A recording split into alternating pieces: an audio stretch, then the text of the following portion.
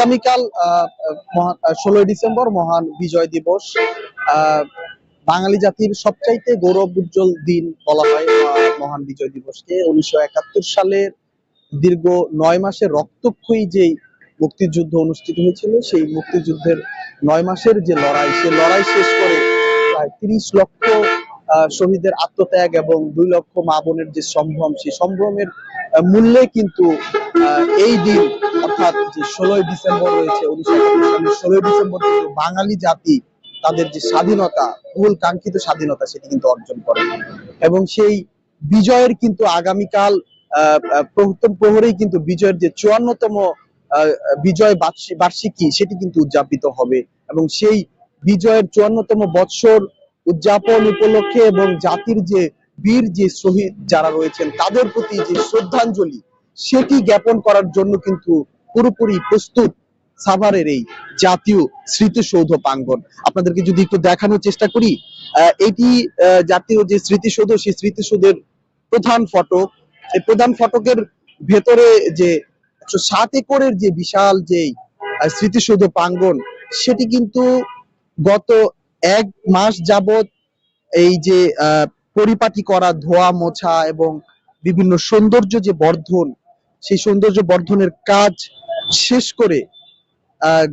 গতকালই কিন্তু পুরোপুরি যে প্রস্তুতি সেটি কিন্তু সম্পন্ন করেছে এখানকার যে কর্তৃপক্ষ রয়েছে। বিশেষ করে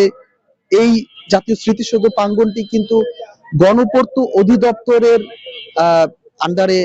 তত্ত্বাবধান করে থাকেন এখানকার একজন উপপ্রকৌশলী রয়েছেন। তিনি আমাদেরকে যেমনটি জানিয়েছে, গত 1 মাস যাবত এখানে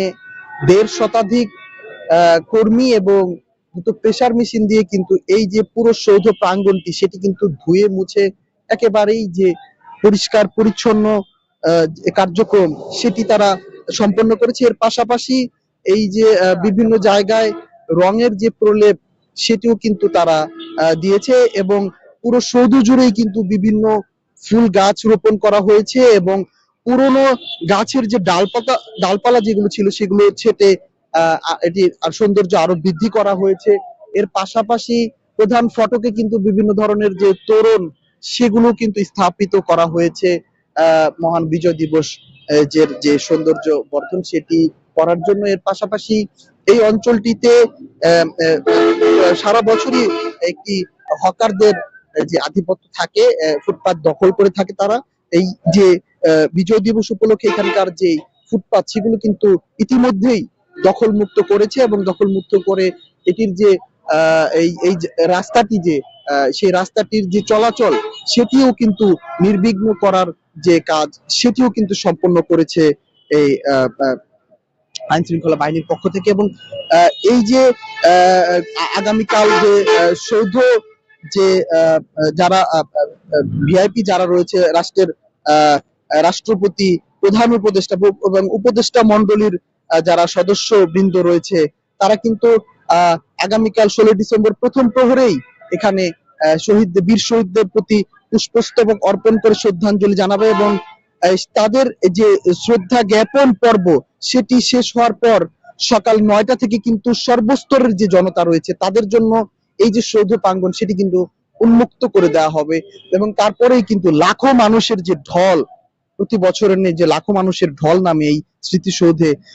মুক্তিযুদ্ধ যে বীর শহীদ যারা রয়েছে তাদের প্রতি শ্রদ্ধা জ্ঞাপনের জন্য সেই ঢল কিন্তু নামবে। সেই ঢলে কিন্তু বিভিন্ন রাজনৈতিক যে সংগঠন রয়েছে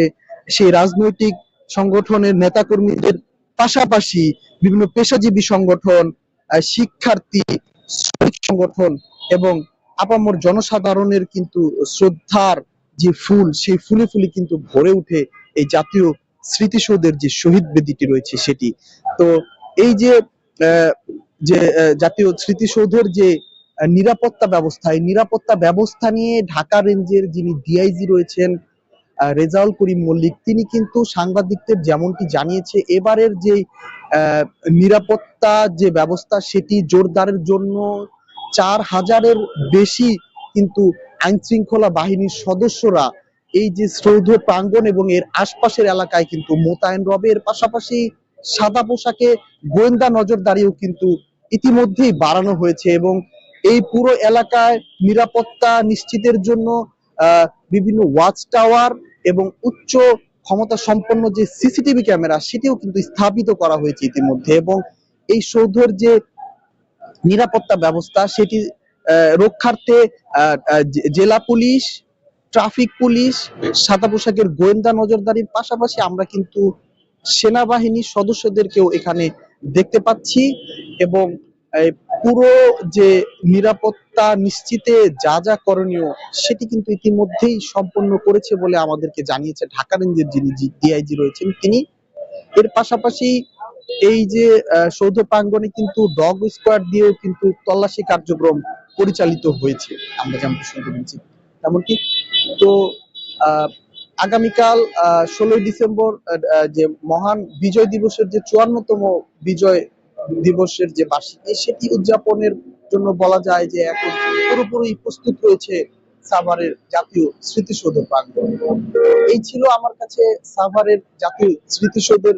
যে মূল ফটক রয়েছে সেই ফটক থেকে স্মৃতিসৌধের যে প্রস্তুতি সেই প্রস্তুতি নিয়ে সবশেষ তথ্য।